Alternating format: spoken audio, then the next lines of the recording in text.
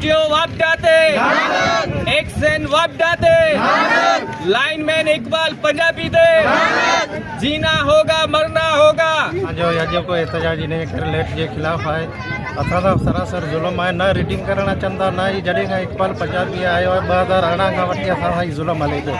असां भई परेशानी की वजह से असां अॼु रोड ब्लॉक कयो। जेसिताईं असांजो मुतालबो हल न थींदो लेट असांजी सही न थींदी जेसिताईं असां ही रोड कोन खोलींदा।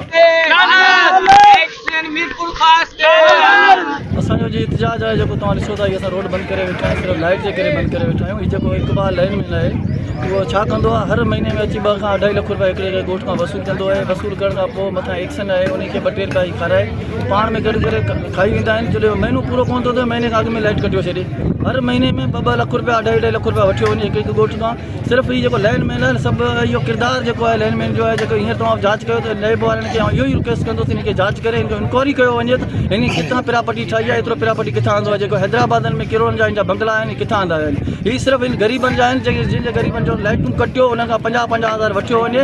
महीने खां पहिरियां अची थो लाइन कटे, लाइन कटण खां पोइ हुन खां 2-2 लाख रुपया 2.5 लाख रुपया वठियो वञे। उते वञी 10,000 रुपया बिल जमा कंदो आहे, ॿियो पाण खाई वेंदो आहे। एक्शन उन सां मुलविस आहे। ऐं इहो वार्निंग ॿुधाईंदो चाहियां त 8 महीना पहिरियां जो एक्सीडेंट थियो 8 महीना फुल लाइट हलियो। हिते दुनिया गवाह स्टाफ पूरो ॾिसे थो 8 महीना लाइट हलियो। हिन जे अचण खां पोइ हर महीने लाइट कटियो पियो आहे। इहो कहिड़ो कानून आहे त तव्हां लाइट कटींदा आहियो थंबे जा पूरे जा तव्हां 3 तारूं कढी खणी वेंदा आहियो। इहो को कानून आहे? इहो त कानून ई कोन्हे। तव्हां कानून आहे जेको बिल नथो ॾिए हुनजो लाइन कटे छॾियो या 2-2 थंभनि जा तारूं तव्हां कटियो खयो वञो उहो तारूं कटे खणी वञी उहो खपाईंदो आहे।